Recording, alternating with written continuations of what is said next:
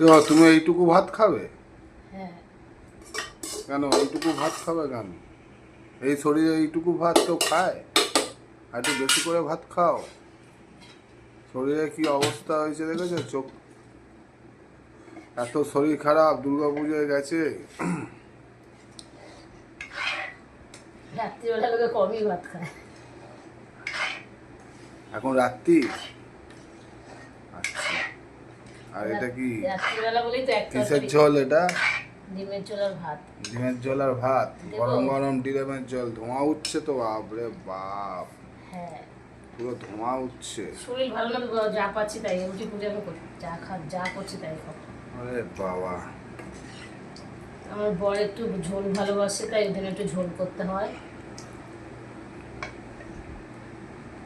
ধোঁয়া উঠছে। আমার বর মেয়ে যা ভালোবাসে আমি সেটাই করার চেষ্টা করি, আমার জন্য করি না কিছু। কারণ আমার খাওয়া কোনো ব্যাপার না, আমি একটা মাছ ভাজা দিয়েও ভাত খেয়ে নিতে পারি, কিন্তু ওরা তো কত দিচ্ছ আমাকে? একটু ঝোল ভালোবাসে, ওকে একটু আমি ঝোল তরকারিটা বেশি দিই। আর তুমি নাও? আমার খুব প্রচন্ড কাশি হয়েছে তো। প্রচুর প্রচুর মানে কাশি, কিছুতেই কোনো কিছুতেই কমছে না, সিরাপ সবেতেই কিছুতেই ভালো হয় না।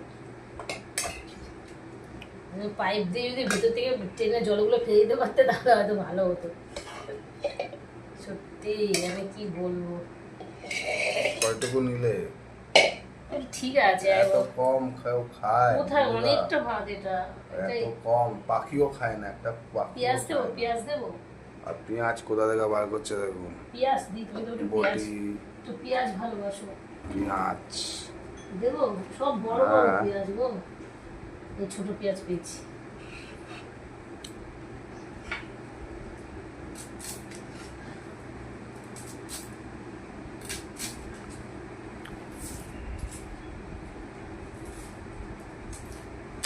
মেয়েটা গেছে ওর ঠাকুমার দাদুর বাড়ি, তো আমরা দুজনে এই ভাত, এক তরকারি ভাত খাচ্ছি, ডিমের ঝোল আর ভাত।